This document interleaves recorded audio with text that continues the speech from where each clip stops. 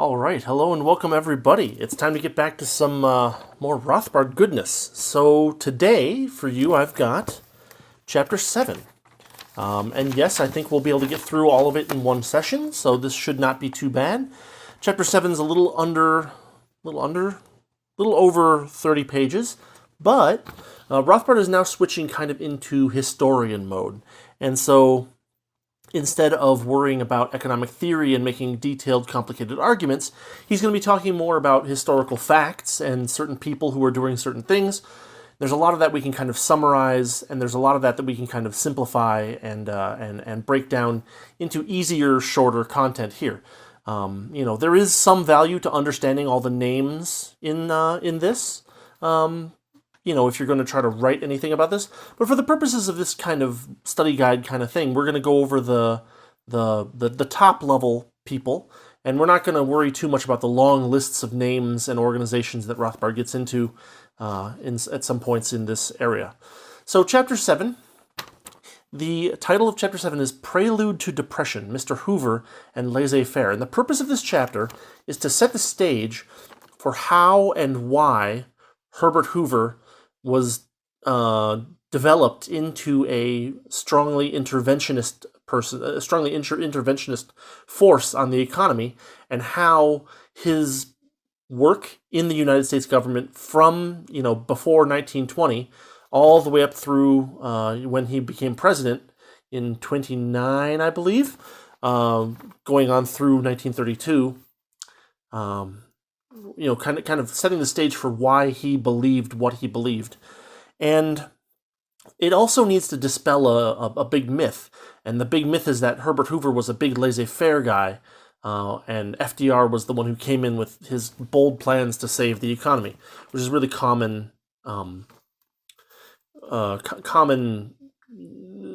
myth that's proposed by a lot of historians. So, as I mentioned, as Rothbard has mentioned before, and he reiterates here, the best answer to a depression is laissez-faire. If you prop up dying businesses, you're going to postpone their liquidation. You're going to encourage unsound conditions to prevail. If you prop up wage rates, you're going to end up with mass employment. If you decrease government spending, you'll get more investment and faster recovery, because all government spending, by definition, is consumption. There was very little government interference in several depressions that America experienced, depressions and panics that America experienced, in its short history up until the 1920s. In 1819, in 1837, and in 1920, the government did little, although there was a trend to have government do a little bit more as each depression/panic happened. Hoover, on the other hand, did everything in the late 1920s that the New Deal would, only a little bit less so. There was massive intervention by his own admission. There's a big block quote on page 187 from Hoover himself. That it probably is worth going over. Quote, "We might have done nothing. That would have been utter ruin. Instead, we met the situation with proposals to private business and to Congress of the most gigantic program of economic defense and counterattack ever evolved in the history of the Republic. We put it into action. No government in Washington has hitherto considered that it held so broad a responsibility for leadership in such times. For the first time in history of depression, dividends, profits, and the cost of living have been reduced before wages have suffered. They were maintained until the cost of living had decreased and the profits had practically vanished. They are now the highest real wages in the world." And he actually goes on like this for another paragraph. It's worth, of course, if you're going to be going through this, you're going to end up reading those paragraphs. And, basically the bottom line is that Hoover thought he was an interventionist. And so who are we to pretend he wasn't just because FDR was worse? So, the first section of this chapter is called The Development of Hoover's Interventionism in Unemployment. And what it does is it explains how Hoover kind of got it into his head that it's the government's job to fight unemployment by doing certain things. Hoover's interventionism was characterized by what could be called voluntary measures, and the scare quotes are in Rothbard as well. But basically, he told businesses that do this or you're going to find yourself regulated. It was, to quote Rothbard, the velvet glove on the mailed fist. Hoover returned to the U.S. after World War I with this massive European-style Reconstruction program in his head that he was going to increase the inheritance tax. He was going to create a bunch of public dams. He was going to have the government regulate the stock market. In fact, his proposals were so left-wing at the time that he was getting support from various prominent Democrats for his presidency early on. He teamed up with union leaders and forward-thinking industrialists in 1921 to get big businesses to fall into line. The implication here that Rothbard doesn't quite make, but I think he might be trying to make, but I'm making, is that these big businesses were ordered to fall into line basically so that they could have a seat at the table and decide what these regulations were going to be, which, of course, as we know from our understanding of regulatory capture, is kind of a way for big business to keep little businesses from coming in and competing with them. The goal was to reconstruct America, and there were a lot of, quote, ominous seeds. There was the War Finance Corporation that was revived, and a foreign trade financial corporation established for with $1 million to play with. There was the Capper Grain Futures Act, which was an anti-short selling law. There were a lot of state laws at this time that popped up to regulate businesses and fight depressions. There were rent laws in New York. There was a new industrial court that was established in Kansas. And in North Dakota, there were a variety of socialist experimentations. In September 1921, there was a big conference with 300 big names there that Hoover led. And Hoover basically spoke there for more active government to combat depression with public works. It's not very different from the kind of post-Keynesianism or MMT nonsense that you get these days. Of course, Rothbard notes that this could have been worse. There was a Federal Labor Reserve Board proposed to be the labor equivalent of the Federal Reserve for money. And if you think the economy has problems with the government controlling the money, imagine a situation in which the government controls money and labor, and you've got a pretty bad situation coming up there. There were a lot of public bonds floated around this time because the idea was that the more public works you have, the better off people are going to be. There's a guy named Otto Todd Mallory. That's Mallory with an E at the end, Mallery. He was pro-regulation, he was pro-public works, and he was part of the American Association for Labor Legislation, and therefore he was supportive of a lot of labor legislation that was showing up at the time. Basically, so on page 193, he talks about the AALL stacking the deck is the way I kind of explain it. But basically, Mallory was one of the leading spirits in the AALL. It held national unemployment conferences in early 1914, and then it had John B. Andrews, its presidential, its executive director at the time, basically putting together this gigantic set of possible laws supported by a variety of people at this big conference. Aside from, to quote Rothbard, aside from Mallory's critical role, the conference also employed the expert knowledge of the following economists, emphasis, all of whom were officials of the AALL: John Andrews, Henry Dennison, Edwin Gay, Samuel Lewison, Samuel Lindsay, Wesley Mitchell, Ida Tarbell, Mary Van Cleek, Leo Woolman. Basically, the AALL created this big conference, and they filled it with their own people so that there was not going to be any significant opposition to their plans in this conference. And then they can write a bunch of reports that, of course, present their view to government as some kind of consensus, when in fact they had stacked the deck from the beginning.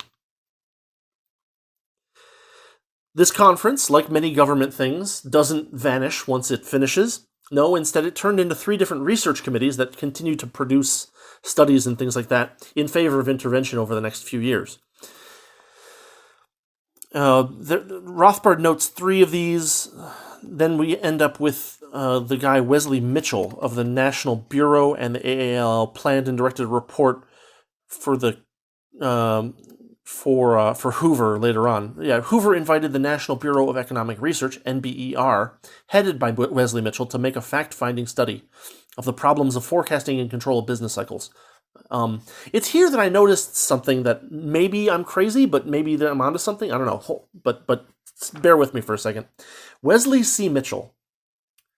When I read that name, I thought of Wesley Mauch from Atlas Shrugged. I wonder if Ayn Rand knew this name, Wesley Mitchell, and used that name to create the name of one of her famous villains. Continuing, there was a senator of Iowa named Kenyon, Kenyon, who basically introduced a bill to stabilize the economy by way of public works. Thankfully, it died in the Senate. There was another bill called the Zillman Bill, Zihlman bill, that also failed. There were a lot of attempts for legislation that failed, but it was kind of showing that there was this rising tide that was getting worse and worse and worse and more interventionist over time. This was a developing climate. Basically, in 1925, Hoover convinced Coolidge, good old Silent Cal, to call for more public works planning in order to counter depressions. Then, eventually, the Hoover presidency begins. He had this very, not unique, but very effective strategy of where he would come up with these plans for interventionist policies.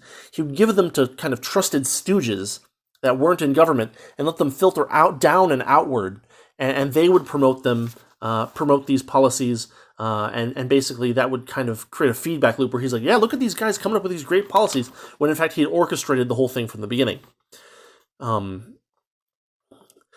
Remember back in chapter 2, we talked about several, it was one of the earlier chapters, we talked about several of the different schools of thought that were trying to understand depressions. And in fact, Rothbard notes here that the underconsumptionists were basically the leading economic policy people at this time. There's the names of Foster and Ketchings and the AFL, the American Federation for Labor. Foster and Ketchings wrote a book called The Road to Plenty, which I'll have a link to. Again, I'll have references at my blog in convenient link form. They won't fit. There's a lot of them, and so they won't fit into like video descriptions, and so I'm just putting them on the blog. So go over there if you want to read any of the stuff that Rothbard notes. I got most of everything that I could find. Some of it's paywalled, but I did the best I could. Yeah, so the underconsumptionists were kind of the leading force, in the economic area, basically encouraging people to spend more, buy more. In April of 1929, they floated a $3 billion plan to end depressions. And of course, the plan didn't work. This plan, to quote Rothbard, this plan would iron out prices in the business cycle and stabilize business. At last, scientific economics was to be wielded as a weapon by an American president. Quote, secondary quote, the plan... ... is business guided by measurements instead of hunches. It is economics for an age of science. Economics worthy of the new president. End quote. Yeah, it didn't work. In fact, they were like, well, we're never going to have any more depressions now that we have these plans in place. And yeah, that was right before everything collapsed. The next section in this chapter is titled The Development of Hoover's Interventionism in Labor Relations. Basically, from 1919 through 1923, Herbert Hoover tried to get the AFL and forward-thinking industrialists to collaborate on regulating business. They tried to do all kinds of things like unemployment insurance, an amendment against child labor, shorter work days by legislation. This all sounds nice, but the key is that it really needs to be achieved voluntarily in order to not damage the economy in a variety of ways.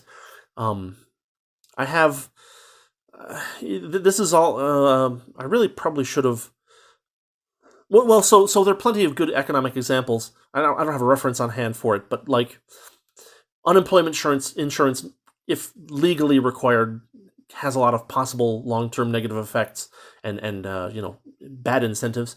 A child labor amendment we might like to prevent people under a certain age from having to work, but if the economy requires it in order for people to maintain their lives, then outlawing it can cause a problem, right? If you're living as a subsistence farmer and you really need your kids to work, being told that your kids are not allowed to work anymore might cause you to starve. This probably wasn't really the case in the early 1900s in the U.S., but it's important to note these are marginal cases, and so there's always going to be a little bit of pain involved, because generally speaking, the kids that were working because they needed to.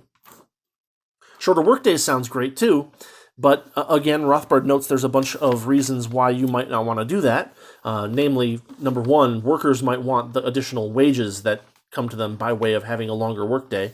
Number two, there might be production processes that rely on having 2 shifts a day instead of 3. In which case, having to change all that might cause hiccups in the production.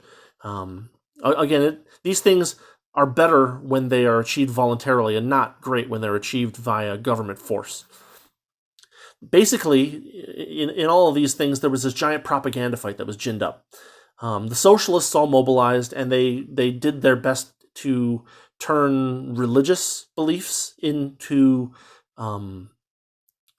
the way that Rothbard describes it is that he attached, quote, attaching a quantitative codicil to the qualitative moral codes of the Bible, they did not hesitate to declare that the 12-hour day was morally indefensible.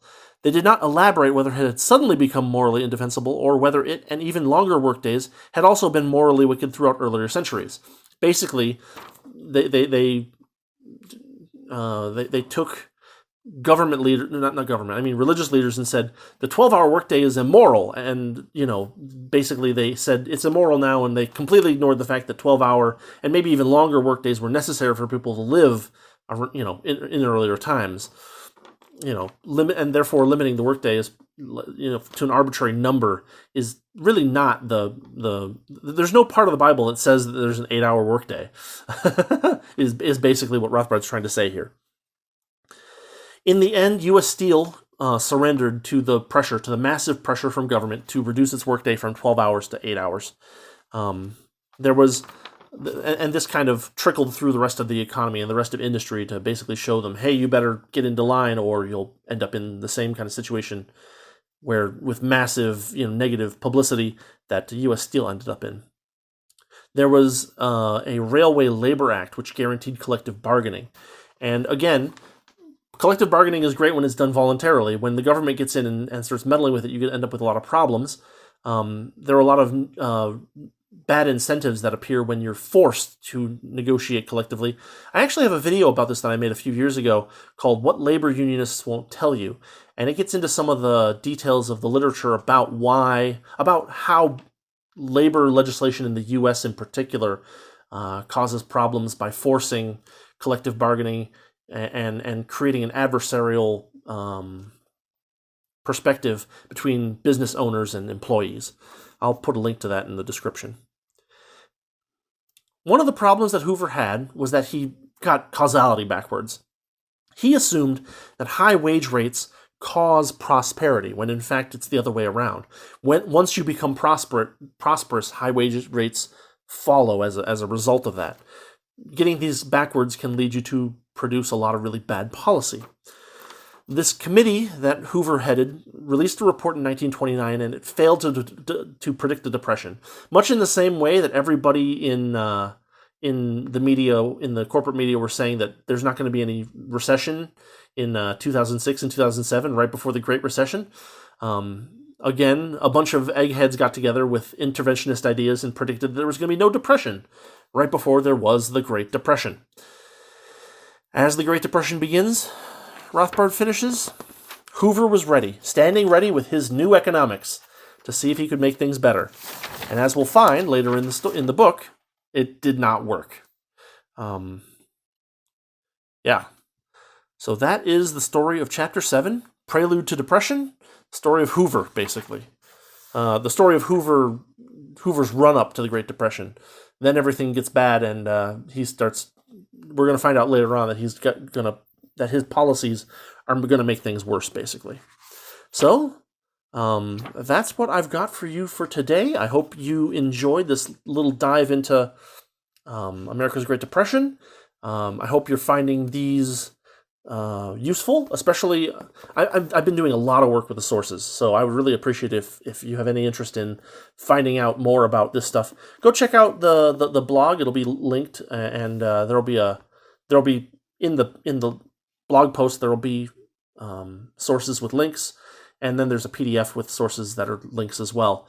If any of these books that Rothbard is citing sound interesting, or articles, I tried to find as many of them as I could. So yeah, that's what we've got for today. As always, thanks for watching. Thanks for listening.